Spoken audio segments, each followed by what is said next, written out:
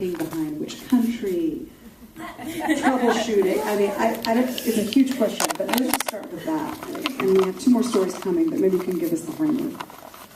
Yeah, we found them in all different ways, and there were a number of stories that we had set our heart on that fell through because the region is in so much turmoil. So, actually what we found as we started researching what happened in all these countries is almost across the board, women really were the instigators of these uprisings. And so in Libya, there's this story of the mothers of the Abu Salim prison. There was a group of men who had been executed by Gaddafi. They were in prison and executed, and their families weren't even told that they were dead for, I think, 6 years or something like that. And their mothers and wives were really the people that had the first protest that became the Libyan Revolution was started by them. So they were one of the first stories that we really wanted to tell, and we were, minutes away from buying the plane ticket, and the airport was taken over by militias. So there were a number of false starts like that, but landing on all these stories, actually the brides of peace that you saw, one of the brides, this woman Rima Dali, is really the most well-known of the group, and she's in hiding, so I had exchanged some emails with her, but she couldn't speak to the media. But it was through a Human Rights Watch researcher that we found the other two, Kina and Mugna. So thanks for But, we have a huge network of organizations that we've been in touch with for a long time, and just through talking to people, you hear the same names come up over and over again, and then you realize, okay, this is the one that we should be talking about. And I think maybe I'll just turn the question a little bit to bring it to Samia and Anne a little bit. And I'm not sure, maybe you could even tell us, I'm not sure at what point you two started to see the material. But I think there's sort of a question for me in the background of once you guys saw the material, and perhaps others in the team, did that start to help form, okay, these are really the stories that are going to work best online, or these are the stories that are going to work best in this format or at this length? I guess I'm just curious, at some point, was the actual distribution and editing sort of a determining factor in which stories made it through the project? And I'll let Samia and Anne maybe start tag. I think that when go ahead. It is. The stories had already been chosen. The 6 films that you saw had already been chosen as the 6 digital films. So I don't know if there was additional. I don't actually know if there was additional filming, or there were things you started that we didn't finish, right? Yeah, there were a few stories that we had started that didn't feel like they were going to be right. But I think the better answer to that question is maybe there was. The feature film was originally going to look at 3 countries, and so some of the research behind the feature film, there was a scout in Tunisia and Libya, and so the shorts, in some cases, built from that research, from characters that we found.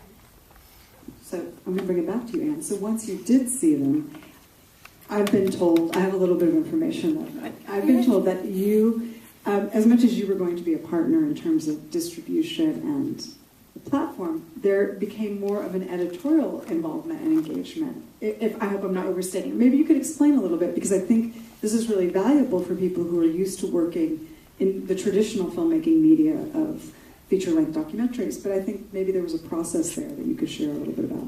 I think there was a process, and it's actually, we have previous to that and subsequently have been working on more projects like this. And I think, we because at the Times, I've been doing video at the Times for 10 years, and what we really have done and what we've specialized in is short-form documentary content. And we were all from long-form documentary and kind of made the transition to short-form. And so there's a way that you make those short-form. It's obviously a lot of the same skill set, and it's a lot of the same sensibilities, but it's definitely different to make a 5 to 8 minute piece than it is to make, an hour. And so I think we had a great collaboration with Lauren and her team, because we were coming from that background with a lot of experience in that area. And I think we had we did a lot of back and forth, a lot of discussion about, narrative arc and length, and just what you can leave in, what you can put out. And of course, everything was in the context of also we also put all those videos inside articles on the Times website. So that was a whole other piece of it that came a little bit later. But yeah, it was a great collaboration. And if I can add, I mean, very early on when we were talking about the shorts, we really did want to get a really terrific digital partner, because we knew that people weren't going to come to our website necessarily, they weren't going to find our material, but if we could get our shorts out into the world, then we would find audiences where they were or where they are. And I think originally, that we were thinking about it more as a distribution partnership, but what I found really enriching about the process was how much the Times, how much you guys brought to it editorially, that they became both storytelling and distribution partners. And I think it concretized the partnership, and it made it better than if we had just sort of delivered shorts and they were distributed. So I think that it was really additive to have that melding of minds, both from a distribution perspective and from an editorial one. I have two questions. I want to go in two different directions. So I want to come back to Samia for a minute, because hearing the New York Times narrative kind of brings me back to thought. So how did you all conceive or conceptualize your own website? What were you thinking of?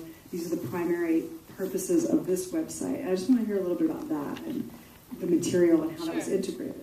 Sure. So at MediaStorm, we're a storytelling company. So everything that we look at, we think of, how is this going to tell a great story? So while we wanted to build a beautiful website so that it could be a holding place for people to come to and for the stories, what we really wanted to focus on was the packaging of the short stories within the MediaStorm player and embeddable player, and how to really allow people to see that there was this larger context. There weren't just the individual stories, but that, the whole reason that the Trials of Sring was doing short stories from around the region was to show how diverse the story of women were and how important where they were across. So for us, what was really important was having this player that contained and had sophisticated packaging around those stories that could then be embedded across the web, because we know that the idea of a destination site is dated. You need to get your content to where people are already going. So that was our thinking around, how we were really going to package the films.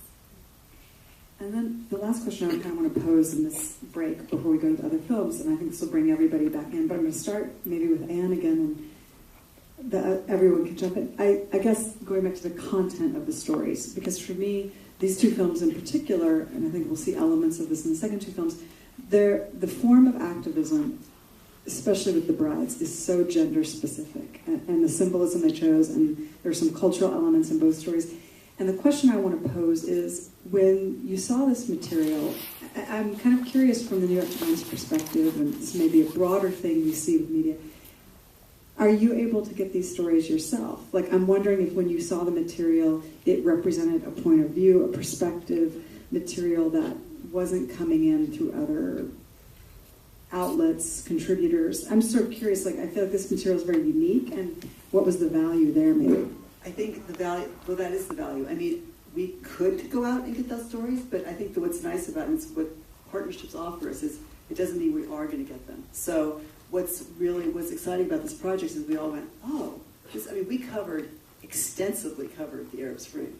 I mean, and so, but we didn't, and we covered some of those stories in our reporting at the time, but we don't often also look back, right? The time, we're always going forward because we're, a news organization, and we hadn't looked at that slice. So a lot of my job is when people bring us projects or I go out and look for projects, it's like, this could have been something we could have done or should have done it, but we didn't.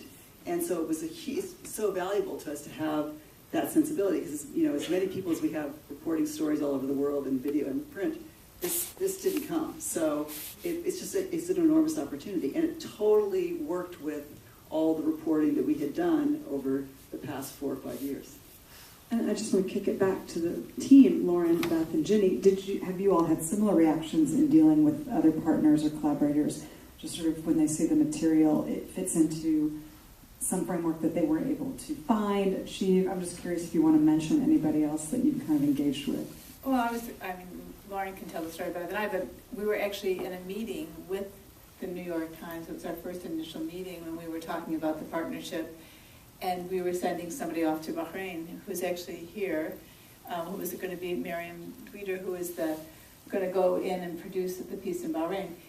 The New York Times couldn't get into Bahrain at that time because the journalists, they can't go in without insurance, without everything. We had smuggled the camera in. But we couldn't either. But it turned out that we couldn't either, but we thought we could. Thought you could. Right, but we were able to do that story, so maybe Lauren, you could talk about how that happened. Yeah, well, the best laid plans, it's incredibly hard to get into Bahrain as a journalist.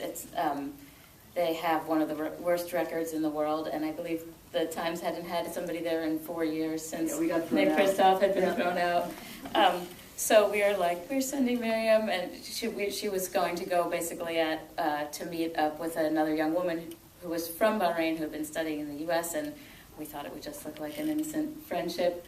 And they saw her as a national security threat and sent her back home.